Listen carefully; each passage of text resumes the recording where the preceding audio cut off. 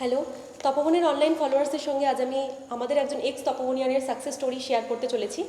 আজকে আমি আমাদের মধ্যে পেয়ে গেছি শুভজিৎ মণ্ডলকে।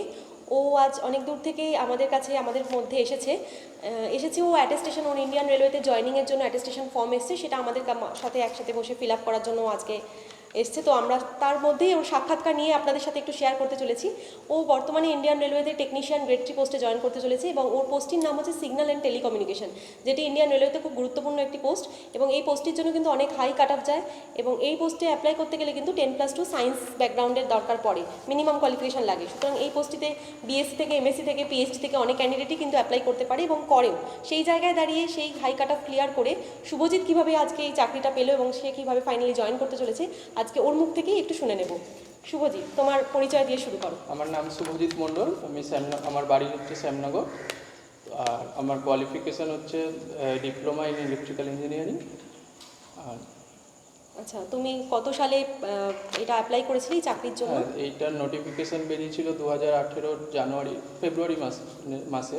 তো মার্চ অবধি এক্সটেন্ড হয়েছিল ফর্ম ফিল আপের ডেট। তো সেই ক্ষেত্রে আমরা ফেব্রুয়ারি কি মার্চ ঠিক এক্স্যাক্ট মনে নেই, তো ফেব্রুয়ারি মার্চে আমরা অ্যাপ্লাই করেছিলাম। ফার্স্ট সিবিটি পরীক্ষা হয়েছিল 2018 আগস্টে এবং তার রেজাল্ট এসে এবং তার সেকেন্ড যে সিবিটি ছিল, ফার্স্ট সিবিটি ছিল কোয়ালিফাইং, কিন্তু ওখানেও কাট অফ ছিল। তো 15 টাইমস ফার্স্টে 15 টাইমস নেওয়া হয়েছিল, তারপরে আবার ওটা চেঞ্জ করে হতো। আচ্ছা, পুরো প্রসিডিওরটা একটু তাহলে ডিটেলসে বলো যে তুমি মানে কী প্রসিডিওরের মধ্যে দিয়ে তোমায় যেতে হয়েছিল। প্রথম ফার্স্ট সিবিটি পরীক্ষাটা হলো, তো তারপরে সেকেন্ড সিবিটির জন্য যখন কোয়ালিফাই করলাম, তারপরে সেকেন্ড সিবিটি এক্সাম হয়েছিল হচ্ছে জানুয়ারি 2019। তারপরে সেকেন্ড সিবিটি, আমার তো আর সেকেন্ড সিবিটির পরে আর কিছু ছিল না, তো সেকেন্ড সিবিটি হয়ে যাওয়ার পর তারপরে ফাইনাল রেজাল্ট 2019-এর জুন মাস নাগাদ এসেছিল। তারপরে জুলাইতে আমার ডিভিশন ডকুমেন্ট ভেরিফিকেশান হয় এবং জুলাইতেই ডকুমেন্ট ভেরিফিকেশান এবং মেডিকেল হয়েছিল। তারপরে ডিসেম্বর মাসে প্যানেল। আচ্ছা, আমাদের অনলাইন ভিউয়ার্সদের সাথে একটু শেয়ার করো যে তুমি সিবিটি 1-এ কী কী স্টেপস ছিল, কী কী এক্সামের প্রসিডিওর ছিল, কী কী স্টেপসগুলো একটু পরপর বলো। প্রথমত সিবিটি 1 ছিল 75 মার্কস, সেখানে তো 75 ওকে, বলে দাও ডিটেলস, তোমার যতটা মনে আছে বলো। 50 নম্বর ছিল হচ্ছে ম্যাথ, রিজনিং আর জেনারেল সায়েন্স মিলিয়ে 50, আর 25 জিকে আর নর্মাল জিআই জিকে আর ওকে জেনারেল। তুমি কি করে প্রিপারেশন নিয়েছিলে? সিবিটি 1 পরীক্ষাটা তোমার কেমন গেছিলো, যদি কিছু মনে থাকে, যতটা মনে আছে বলো। প্রথমত তো স্যার খুবই গাইড করেছিলেন আমাদেরকে, যেভাবে উনি বলেছিলেন স্যারের কথা মতো আমরা সিবিটি 1-এর জন্য প্রিপারেশন নিয়েছি। সমস্ত প্রসিডিওরটাই স্যারের কথা মতোই আমরা প্রিপারেশন নিয়েছিলাম, স্যার যেভাবে আমাদের গাইড করেছিলেন। আর সবথেকে বেশি যেটা আমার এখানে পড়ার ফলে যেটা আমার মনে হয়েছে, যে এখানে যে এক্সামটা হতো মানে উইকলি অন্তত উইকলি একটা করে এক্সাম আমরা দিয়েইছি এখানে বসে, তো সেইটা আমাকে খুব মানে সবথেকে বেশি হেল্প করেছে, যে ওই উইকলি এক্সামটা যেটা আমাকে খুব হেল্প করেছে যে পরীক্ষার জন্য।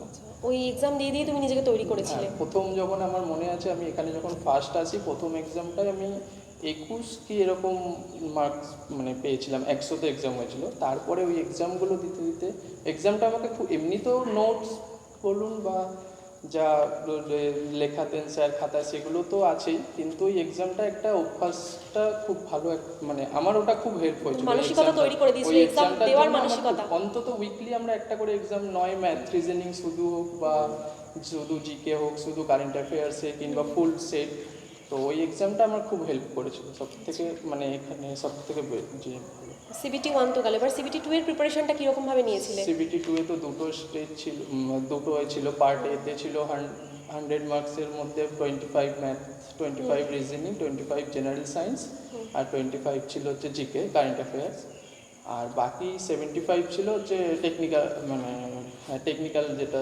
পুরোটাই টেকনিক্যাল ছিল। তো ওই টেকনিক্যালটার জন্য স্যার আলাদা করে ক্লাস করিয়েছেন এবং যেটা সিবিটি 1-এর যে পার্ট এ ছিল সেটাও স্যার ক্লাস করিয়েছিলেন এবং পরীক্ষাও দুটো আলাদাভাবেই আমাদের পরীক্ষা নিতেন। তো পরীক্ষার সময় কখনো মনে হয়নি যে হঠাৎ করে পরীক্ষা দিতে এসেছি বা কিছু, আমরা এখানে অনেকগুলো পরীক্ষা দিয়ে তারপরে অভ্যাসের মতন করে হয়ে ওটাও গেছে। একটা তারপরে ওখানেও অ্যাজ একটা ইউজুয়াল এক্সামের পরীক্ষার মতো মতোই দিতে হয়ে গেছো। হ্যাঁ। এবং তার ফলে এই তোমার টেনশন যে ফ্রি ছিলে, হ্যাঁ, তুমি এই ওইটা পরীক্ষা দিয়ে একটা দিয়ে যে অভ্যাসটা তৈরি হয়ে গেছিল, টেনশন ফ্রি এর মানে জন্যই তুমি নতুন মনে হয়নি এক্সাম নতুন হলে কিছু গিয়ে যে আমার হট করে আমি কীরকম কোশ্চেন, কারণ আমরা এখান থেকে দিয়ে এসেছি যে কীভাবে এক্সামগুলো হবে, মানে স্যার পুরো প্রসিডিওরটাই তৈরির মধ্যে, একদম সিস্টেমের মধ্যেই ছিলে। সিস্টেমের মধ্যে। আর কি আর মানে তোমার কীরকম কী হেল্প করেছে পেপারগুলো থেকে, যদি একটু খুঁটিয়ে বলো, কারণ যারা নতুন আছে, যারা এই লাইনে নতুন, তারা শুনলে একটু হেল্প হবে।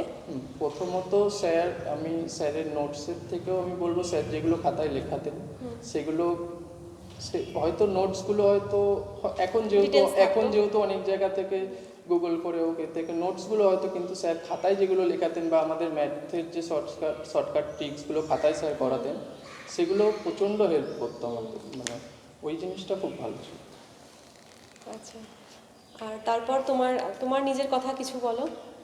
নিজে বলতে অ্যাকচুয়ালি আমি যখন এখানে ভর্তি হয়েছিলাম, এক বন্ধু আমাকে নিয়ে এসেছিল। ও এখান থেকে মানে আমার কলেজের সিনিয়র ছিল। তো উনি আমাকে বলেছিলেন যে ওখানে গিয়ে তুমি ভর্তি হতে পারো।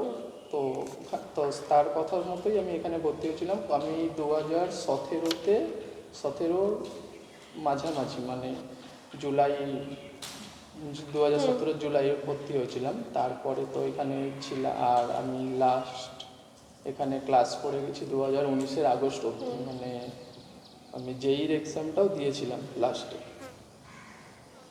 তোমার জীবনের কোনো এরকম কিছু মুহূর্ত আছে যে খারাপ মুহূর্ত, যেটা তোমাকে এই এক্সাম এই মানে চাকরি পাওয়ার লাইনে তোমাকে ঠেলে দিয়েছিল, বা এরকম কিছু? অ্যাকচুয়ালি একটু ফ্যামিলি প্রবলেম হয়েছিল, যার জন্য আমি কলেজে ভর্তি হতে, যখন আমি 2013-তে এইচএস পাস করার পর আমি যখন 2014 কলেজে ভর্তি হব, 2013-তে, তো সেই বছরটায় বাবার প্রচণ্ড মানে হয়ে গেছিলো, তার জন্য ওই বছরটা আমি কোথাও ভর্তি হইনি। তো বাবাও নিজেও আমাকে খুব করতেন যে এরকম তুই ভর্তি হলি না, পড়াশোনা থেকে হয়ে যাবি। তো তার পরের বছরও গিয়ে আমি আবার ভর্তি হই। তো ওই বছরটা খুব কষ্টে গেছিলো ওই বছরটা। বর্তমানে তোমার পোস্টিং কোথায় দিয়েছে? আমার এখন দিয়েছে পোস্টিং, এখনও দেয়নি, যেহেতু আমাদের 1 বছর ট্রেনিং। তো লামডিং গুয়াহাটির এনএফআরের মধ্যে লামডিং ডিভিশনে দিয়েছে। দর্শকদের উদ্দেশ্যে একটু বলো। হ্যাঁ, গুয়াহাটি আরআরবি গুয়াহাটির মধ্যে লামডিং ডিভিশন আমার অ্যালটমেন্ট হয়েছে। তো প্রথমে 1 বছর ইনিশিয়াল ট্রেনিং আছে, তারপরে পোস্টিং দেবে। আচ্ছা, আমাদের যারা অনলাইন ফলোয়ার্স আছে, প্রচুর আমাদের মানে ডিয়ার ফলোয়ার্স অনেকেই আছে, অনেকে আমাদের লাভার্স আছে, তাদের উদ্দেশ্যে তুমি বা আগামী প্রজন্মের উদ্দেশ্যে কি বলতে চাও, যে কীভাবে পড়াশোনা করলে, তুমি যেটা দেখতে পাচ্ছ, তুমি এতদিন এই পথে হেঁটে এই পথে প্রিপারেশন নিয়ে একটা চাকরি ক্র্যাক করে দিলে, তুমি ওদেরকে কীভাবে প্রিপারেশন নিতে বলবে? এক কথায়। প্রথমত যারা এখানে, তাদের সবাইকেই শুভকামনা রইল তাদের আপকামিং এক্সামের জন্য। আর সবাইকে একটাই কথা বলবো যে স্যার যেটা করাচ্ছে, স্যারের গাইডেন্স অনুযায়ী চললে নিশ্চয়ই সে একটা সময় গিয়ে সাকসেস হবেই। আর আরেকটা কথা বলবো, এখানে যে এক্সাম সিস্টেমটা আছে, এটা বোধহয় আর কোথাও আমি কোনো বন্ধুর কাছেও শুনিনি যে এরকম এক্সাম সিস্টেমটা কোথাও আছে। তো এই এক্সামটাকে সবাইকে বলবো যে এক্সামটা যেন কেউ মিস না করে। হয়তো কেউ একদিন পড়তে আসতে পারলো না, কিন্তু তাও যদি সে এক্সামটা পার্টিকুলার ওই এক্সামটা খুবই হেল্প করে। তো আমি সবাইকে বলবো স্যারের গাইডেন্স অনুযায়ী পড়াশোনা করো, আর এক্সামগুলো অন্তত নিজে থেকে সবাই মিলে দাও। তো ওইটাতে খুব হেল্প করে, মানে বিশেষ করে আমার হেল্প করেছে ওই এক্সামের জন্য। তো এবার অবশ্যই। ঠিক আছে শুভজিৎ, ভালো লাগলো খুব। আর শুভজিতের সঙ্গে আমাদের যে কথাবার্তা চলছিল, শুভজিৎ বলছিল যে ও আসামের লামডিং ডিভিশনে পোস্টিং আছে। তো আপনাদের মধ্যে কেউ যদি এরকম থেকে থাকেন যে ওখানকার বাড়ি হয়তো অন্যদিকে কোথাও পোস্টিং আছেন, ওই জায়গায় যেতে চান, তাহলে ওর সাথে মিউচুয়ালের জন্য একটু যোগাযোগ করবেন। এবং আমাদের ডেসক্রিপশন বক্সেও বা আমাদের সাথে যোগাযোগ করলেও ওরা ফোন নাম্বার বা কন্ট্যাক্ট নাম্বার আমরা দিয়ে দেবো। এটা আমাদের সবার, তপবনের তরফ থেকে আপনাদের সবার কাছেই, যারা এই ভিডিওটি দেখবেন তাদের কাছে রিকোয়েস্ট রইল। এবং অবশ্যই এই ভিডিওটিকে ভালো লাগলে আমাদের চ্যানেল সাবস্ক্রাইব করবেন, লাইক করবেন, ভিডিওটি শেয়ার করবেন প্রচুর পরিমাণে। থ্যাংক ইউ শুভজিৎ, তোমাকেও অনেক ধন্যবাদ।